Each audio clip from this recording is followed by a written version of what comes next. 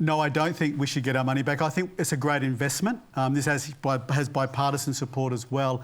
I think we always talk as politicians, the biggest job we have is national security. We need to keep our country safe. And I think this is one of the best deals I think this is the best deal we can get around the world. It's to the most advanced technology. We're going to get given a technological gift from the US in this. Only 2 countries will have access to it, the UK and Australia, as well as the US. And it's more than just economics and the money that's going around for the technology. This is about national security. This is very important for Australia's security. As I say, the most important thing is keeping the country safe. There's evil in the world, right? We see that all the time. Every day there's bad things happening. And to keep peace, if you want peace, you have to always be prepared for war. It's the same that goes back to the Roman times. Yeah, I think it's hard to get your money back from Donald Trump. He has been bankrupt 6 times, and I don't think he's going to give us the money back. But let's step back for a minute and think about why we got into this deal in the first place. China has the world's biggest navy. It has a shipbuilding capacity that's something like 270 times bigger than the United States, which is why the US wants $5 billion from Australia to boost that.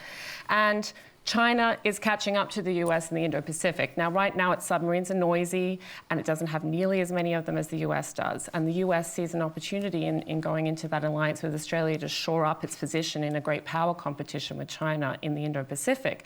But Australia needs to ask some questions that relate to its own national security, like, does it need nuclear-powered submarines rather than diesel ones to protect Australia? Or are we even going to get the subs? I mean, Elbridge Colby, who is a senior advisor of Trump's, has talked about nuclear-powered submarines as a crown jewel in the American military infrastructure. They may not want to give them up in the end. So there are questions that Australia needs to ask that are separate from what the US wants out of the deal. Australia's always policy has been to not try to separate trade policy and defence and security policy.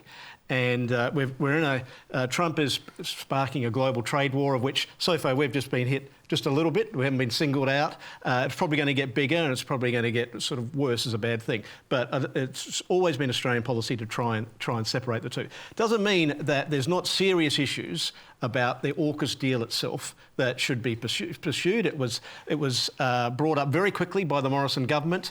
Labor stuck to it very quickly as well. They didn't want to get any separation on foreign policy. So there are serious issues to discuss and to push and to make sure it goes the way we are. And it also means, I think, that Australia needs to do more in other areas, such as defence arrangements with other countries in the region, such as Japan and Korea. And we probably need to spend more on national security and defence.